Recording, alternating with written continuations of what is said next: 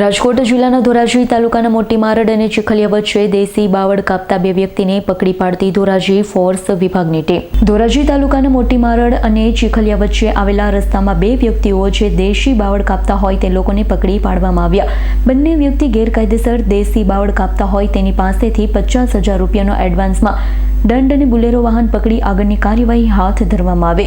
Dhoraji forest વિભાગના અધિકારી નિહારિકાબેન પંડ્યા તેમની ટીમ દ્વારા મોટી મારડ અને ચીખલીયા વચ્ચે ગેરકાયદેસર દેશી બાવળના લાકડા કાપતા બે વ્યક્તિઓને પકડી પાડવામાં આવ્યા, જેમાં એકનું નામ બુખારી સબીર અને બીજો સુફિયાન ઇકબાલના બે વ્યક્તિઓને પકડી પાડવામાં આવ્યા છે। આજરોજ તારીખ 3/1/2025 ના રોજ ખાનગી બાતમીના આધારે જ્યારે મોટી મારડ ચીખલીયા રોડ સાઈડની અંદર અમો તથા સ્ટાફ પેટ્રોલિંગમાં હતા તે સમયે ચીખલીયાથી મોટી મારડ તરફ આવતા જમણી બાજુના ખાડામાંથી ગેરકાયદેસર રીતે દેશી બાવળના લાકડાનું કટિંગ કરી અને કોઈ પણ આધાર પુરાવા વગર વાહતુક કરતા અમે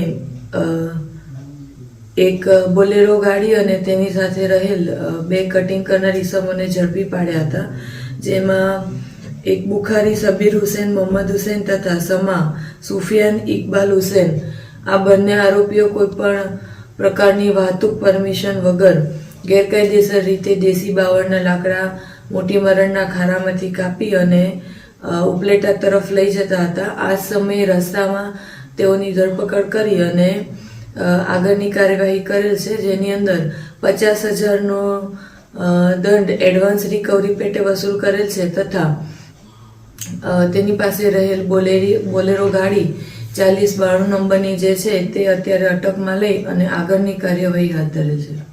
bureau report S9 news Rajkot. અમારી તમામ માહિતીથી અપડેટ રહેવા માટે જોડાયેલા રહો S9 ન્યૂઝ સાથે।